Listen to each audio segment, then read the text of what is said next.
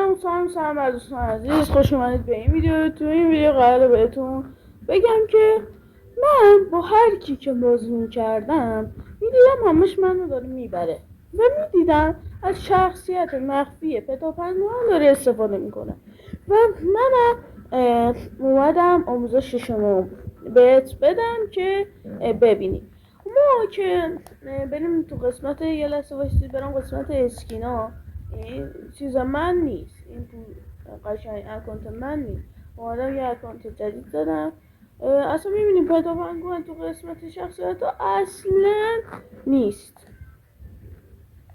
ما میام قشنگ تو قسمت اول بازی، تو این قسمت L1 و R1 رو نگه میداریم و رمز پایین راست مثلث، پایین چپ مثلث، بالا رو میزنیم و صدای پنگوئن میاد و اون پایین یه عکس جعبه میاد و آره دیگه صدا پنگوئن میاد قشنگ. دیدید که اصلا هیچ شخصیت پنگوئنی واسه من باز نبود.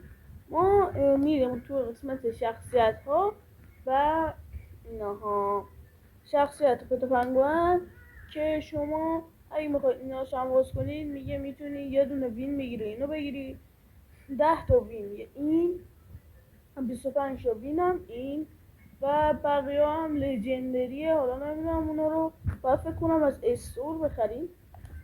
اگه اون بالا قسمت ناکنی الان باز شد، باز بسته میشه، سرعتش اسپیده. حالا میگی این وایسا، حالا میگی این گرگه هم اسپیده، خب چیکار کنیم؟ ولی خب این پنگوئن یکم خفن‌تره و هر کی میاد باهاتون بازی کنه 100% میبازه. حالا ما میریم یه راند باش بازی میکنیم که صورتشو ببینید. اگه تیک آف جامپ و بلد نیستید اینجا بهتون آموزش میدم. تیک آف شما میتونید الیه کاری رو نگه دارید و به سمتی که شیپ داره برین، اونجا تیک آف میکشه و اگه میخواید جامپ بزنید فقط الیه کاری رو بزنید.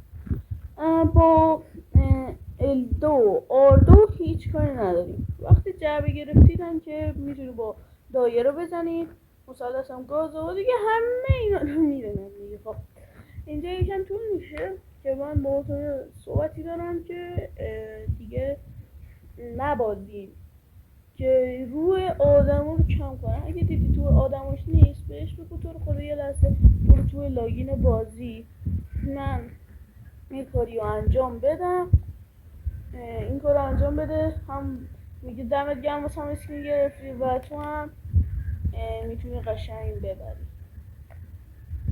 اینجا تیکاف،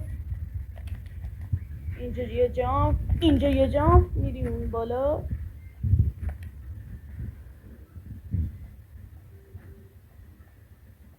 ما اینجا دایره میزنیم.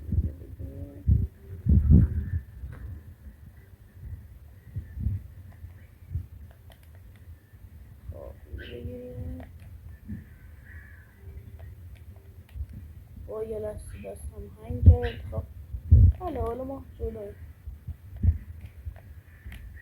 وقتی دیده از اینو بهتون میزنم میتونید TNT بکارید، دستن بهتون نمیخوره. من اینجا یکم تمرکز کنم.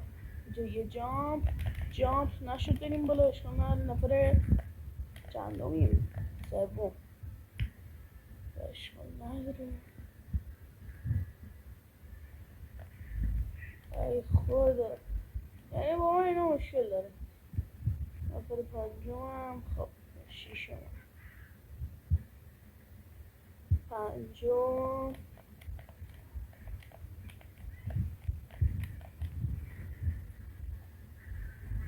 فقط هم از این مجموع سبزور میده و سم وادادو. یعنی اینا اینجا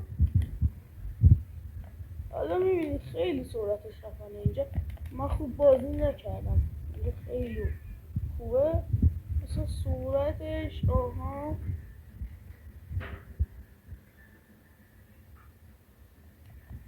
بزنیم ما هم کلن چهارمی، ولی خب اشکال نره.